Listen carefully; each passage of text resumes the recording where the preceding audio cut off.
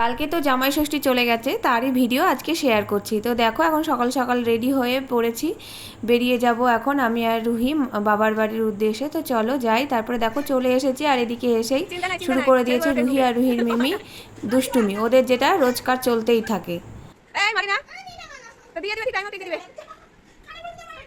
এদিকে দেখো মা সব জোগাড় করে নিয়েছে, পুজো দিতে যাব যেখানে আমাদের এখানে একটা পাকুর গাছ আছে মন্দিরের পাশে, সেখানেই হবে ষষ্ঠী পুজো।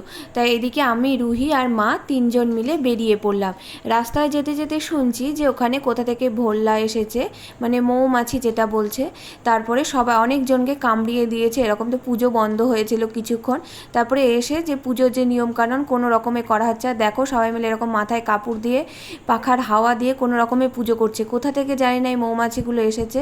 আর এই বয়স্ক মানুষটাকে দেখছো, এনার পেছনেই কিন্তু মৌমাছিগুলো বেশি ঘুরে বেড়াচ্ছে কেন জানি না, আর ওনাকে প্রচুর কামড়িয়েওছে মৌমাছি। তারপরে দেখো ষষ্ঠী পুজোর যে নিয়মগুলো থাকে সবাই মিলে করে নিয়ে সিঁদুর খেলা হয়ে, আর এই বোনটার নতুন বেবি হয়েছে তাই এরকমভাবে পুজোটা হচ্ছে। তারপরে বাড়ি এসে প্রসাদ খেয়ে তারপরে মা তাড়াহুড়ো করে বসিয়ে দিয়েছিল রান্না। আর এদিকে দেখো লাল লাল মটনের ঝোল রেডি, চলে এসেছে মায়ের জামাই। সবাই মিলে খাওয়া দাওয়া করে রেস্ট নিয়ে রাত্রিবেলায় ছিল লুচি আর তার সঙ্গে দিনেকার তরকারি। তো এইভাবে দিনটা কাটিয়ে চলে আসলাম আবার বাড়ি। টাটা, সবাই খুব ভালো।